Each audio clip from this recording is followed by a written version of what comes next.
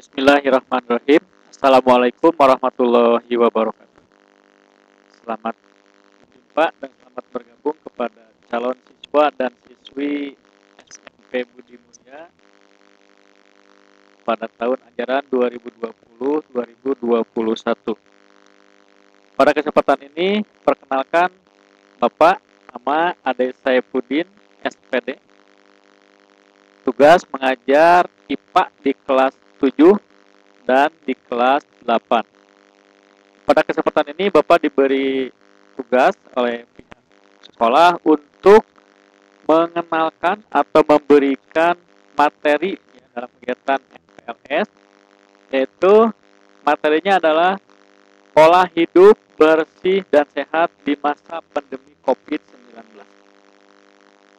Baik, siswa dan siswi, supaya lebih mengefektifkan waktu, Bapak langsung saja mulai ke materi ya, yang berkaitan dengan PHBS.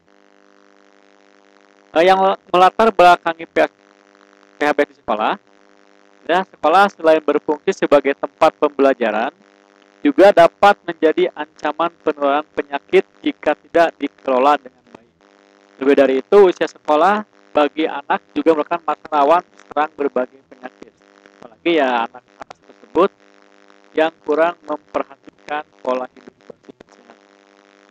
Munculnya berbagai penyakit yang sering menyerang anak usia sekolah, yaitu sejak usia 6 sampai 10 tahun. Ternyata umumnya berkaitan dengan PHBS. Nah, oleh karena itu, penanaman nilai-nilai PHBS di sekolah merupakan kebutuhan mutlak dan dapat dilakukan melalui pendekatan usaha kesehatan sekolah atau yang dikenal dengan UKS. Ini ada beberapa data penyakit yang diderita oleh sebagian anak sekolah. Yang pertama, kecacingan, ya, diperkirakan sekitar 40 sampai 60%. Anemia 23,2%. Yang keduanya, karies dan periodental sekitar 74,4%. Itu yang penyakit yang menyerang gigi, ya. Yang ketiganya, kasus diare. Yang keempat, kasus merokok. Yang berdasarkan data dari Susena, Survei Sosial Ekonomi Nasional tahun 2004, menyebutkan sekitar 3% anak-anak mulai merokok sejak kurang dari usia 10 tahun. Nah, persentase orang merokok tertinggi kurang lebih 64% berada pada kelompok umur remaja yang diperkirakan antara usia 15 sampai 19 tahun. Nah, hal ini berarti bahwa rokok pada masyarakat yang rentan yakni anak-anak dan berdampak pada masa remaja. Ya, mudah-mudahan calon siswa dan siswa Budi Mulia semuanya belum pernah merokok dan tidak merokok, ya. Yang kelimanya, kasus TB paru. Nah, apa pengertian PHBS di sekolah? Pola hidup bersih dan sehat atau PHBS di sekolah adalah sekumpulan perilaku yang dipraktikkan oleh peserta didik, guru dan masyarakat di lingkungan sekolah atas dasar kesadaran sebagai hasil pembelajaran, sehingga secara mandiri mampu mencegah penyakit, meningkatkan kesehatannya, serta berperan aktif dalam mewujudkan lingkungan. Menurut pengertian tadi, maka dapat disimpulkan bahwa PHBS di sekolah merupakan suatu upaya untuk memberdayakan siswa, guru, dan masyarakat lingkungan sekolah agar tahu, mau, dan mampu mempraktikkan PHBS dan berperan aktif dalam mewujudkan sekolah sehat. Ini ada beberapa indikator yang dipakai sebagai ukuran untuk menilai PHBS yang ada di sekolah, yaitu mencuci tangan dengan air yang mengalir dan menggunakan sabun. Yang keduanya, mengkonsumsi jajanan sehat di kantin sekolah. Yang ketiganya, menggunakan jamban yang bersih dan sehat. Yang keempat, olahraga yang teratur dan terukur. Yang kelima, memberantas jentik nyamuk. Yang keenam, tidak merokok di lingkungan sekolah. Yang ketujuhnya, menimbang berat badan dan mengukur tinggi badan setiap minimal 6 bulan sekali. Ya, nanti untuk teknis mengukur nanti bisa dilakukan atau tugas yang khusus ditugaskan oleh sekolah. Yang kedelapan, membuang sampah pada tempatnya. Ya, apa manfaat pembinaan PHBS di sekolah? Pertama, ya tercipta sekolah yang bersih dan sehat sehingga siswa, guru, dan masyarakat di lingkungan sekolah terlindungi dari berbagai gangguan dan ancaman penyakit. Kedua, meningkatkan semangat proses belajar mengajar yang berdampak pada prestasi belajar siswa. Ketiganya, citra sekolah sebagai institusi pendidikan semakin meningkat sehingga mampu menarik minat siswa. Keempat, meningkatkan citra pemerintah daerah di bidang pendidikan. Kelima, menjadi percontohan sekolah sehat bagi daerah yang lain ataupun di daerah sekitar.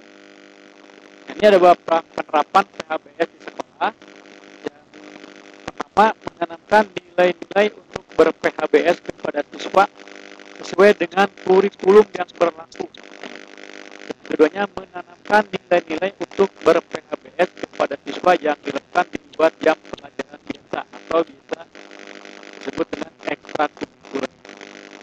Nanti kalau misalnya kalian sudah bisa sekolah secara normal, bisa membeli salah satu ekstrakurikuler yang ada di SMP Budi Mulya.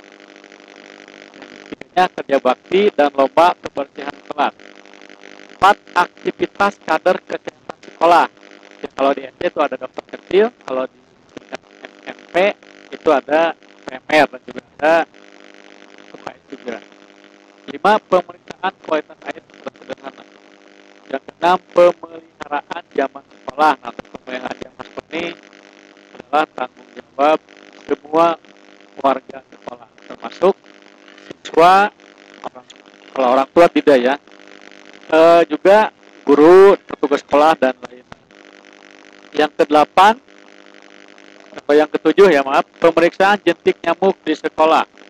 Yang ke-8, demo gerakan cuci tangan dan gosok gigi yang baik dan benar. Itu bisa nanti kalian bisa mencari di YouTube ya, bagaimana gerakan cuci tangan yang baik itu. Dari versi mana-mana WG itu terserah ya. Yang penting caranya diperhatikan dan bisa dilaksanakan. Yang ke-9, pembudayaan olahraga yang teratur dan terukur. Yang ke-10, pemeriksaan rutin kebersihan. Ini kebersihan pribadi ya. Misalnya kuku, rambut, telinga, gigi, dan sebagainya.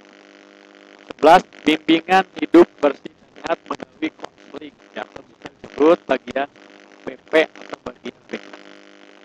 12, kegiatan penyuluhan dan latihan keterampilan dengan melibatkan peran aktif siswa, guru, dan orang tua yang lain melalui penyuluhan kelompok, kaset radio atau film. Ini biasanya dilakukan oleh orang-orang yang memang ahli di bidang. Biasanya kami dari pihak sekolah itu suka mengundang, misalnya dari kepolisian atau misalnya dari puskesmas ya, untuk penyuluhan-penyuluhan yang berkaitan dengan PHBS atau dari instansi-instansi yang lain.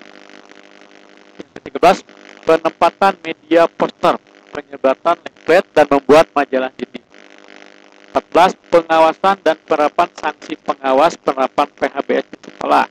Catat pelanggaran dan menerapkan sanksi sesuai dengan peraturan yang telah dibuat, seperti merokok di sekolah, membuang sampah sembarangan. Itu akan dicatat aturannya seperti apa. Kalau misalnya melanggar, nanti akan dikenakan misalnya sanksinya SP1, SP2, SP3, dan sampai nanti akhirnya dipengaruhi kalian kalau terus melanggar itu akan ada pemanggilan kepada pihak orang tua dan bisa juga langsung Anda dikembalikan ke orang tua. Nah, bagaimana kita menerapkan pola hidup bersih dan sehat di masa pandemi COVID-19? Nah, ini ada beberapa kiat yang perlu dipahami dan diperhatikan oleh kita semua. Jadi di sini ada istilah pola hidup pasca PSBB ya, karena PSBB itu telah dilaksanakan pada tanggal 12 Juni 2020. Nah, PSBB adalah istilah yang baru ya bagi kita, yaitu pembatasan sosial berskala besar. Nah, dari PSBB ini kemudian beralih menjadi PSBM, yaitu pembatasan sosial berskala mikro. Apa saja yang harus dipahami dan kiat-kiatnya? Yang pertama, pastikan Anda dalam kondisi sehat apabila bepergian keluar rumah. Lalu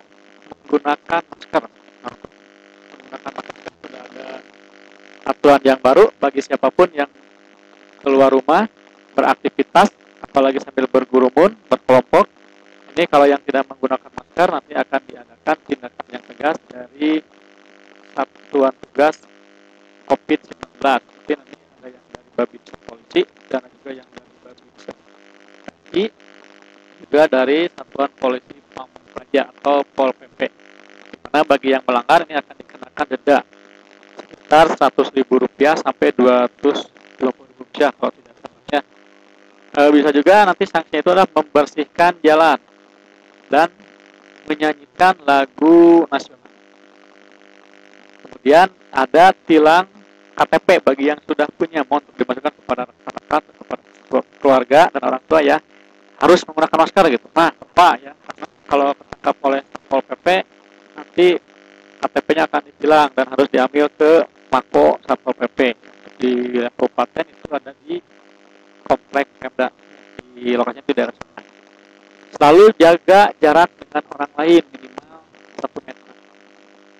Terus saat mau ke tempat umum seperti kantor, mall, restoran ya, sekolah, misalkan untuk mencuci tangan terlebih dahulu. Tolong dibiasakan ya, di SMP Budiman juga ketika Anda masuk itu dicek poin dulu ya, suhu, kemudian disuruh untuk cuci tangan. Jadi jangan Anda istilahnya ucing-ucingan ya, kalau suruh cuci tangan ya cuci tangan dulu ya.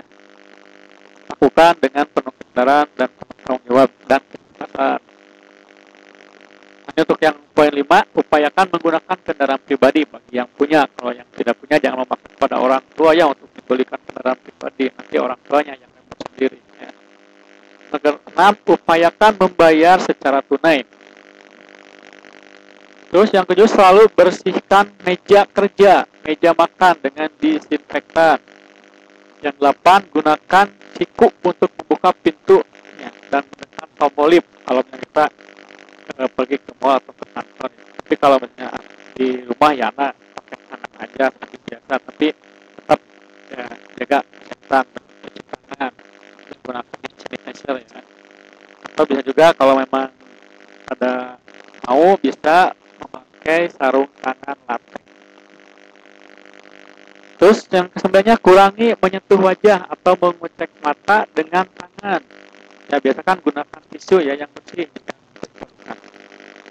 Terus saat tiba di rumah diusahakan segera mandi dan mencuci pakaian yang dipakai di luar.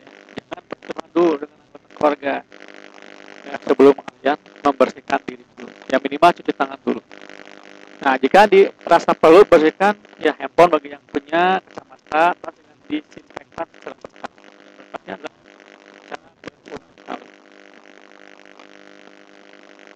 ini ada adaptasi kebiasaan baru yang sudah digembor-gemborkan oleh pemerintah di berbagai media massa, yaitu aturan yang memang harus ya kita semua laksanakan. Jadi antara aturan tersebut yang utama dan paling utama itu sekarang adalah wajib pakai masker dimanapun kita bepergian. Terus sediakan vitamin C ya, atau Anda biasanya untuk mengkonsumsi vitamin C baik dari buah-buahan ya, atau Anda beli ada obatnya vitamin C.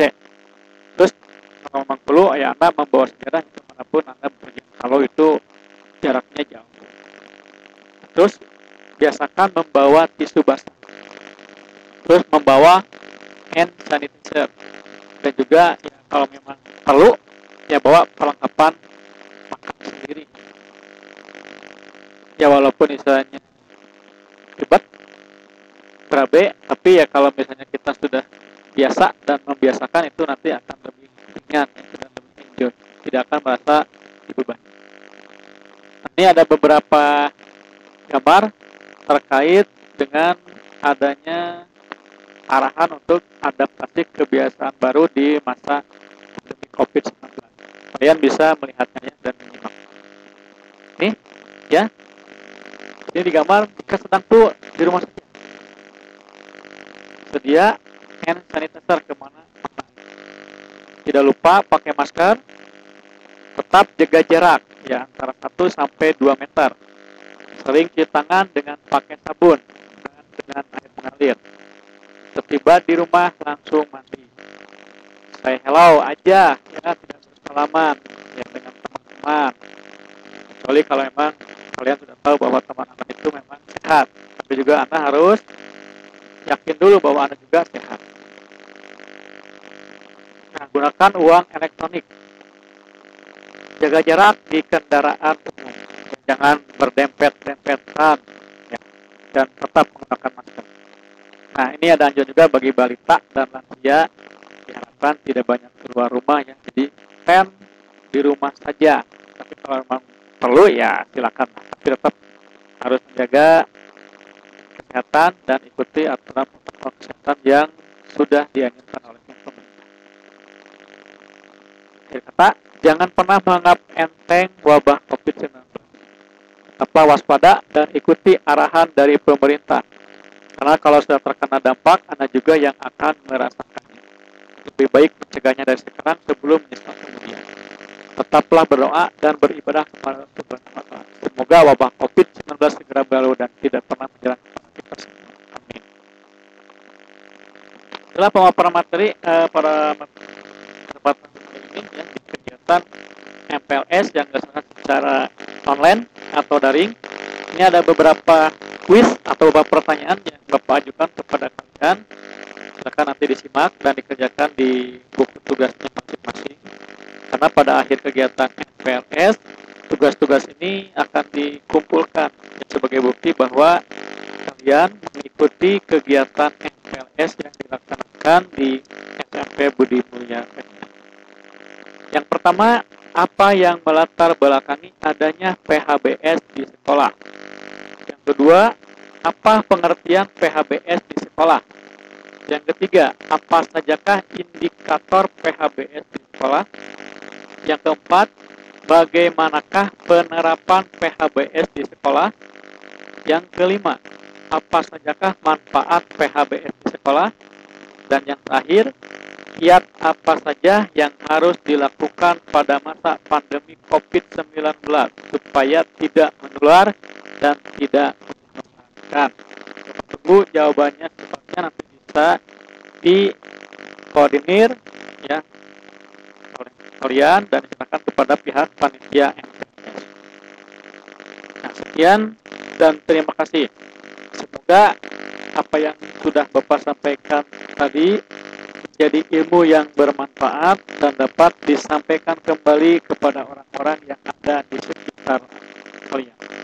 Assalamualaikum warahmatullahi wabarakatuh. Tetap semangat, jaga kesehatan, dan menjadi siswa yang baik untuk kehidupan di masa yang akan datang. Salam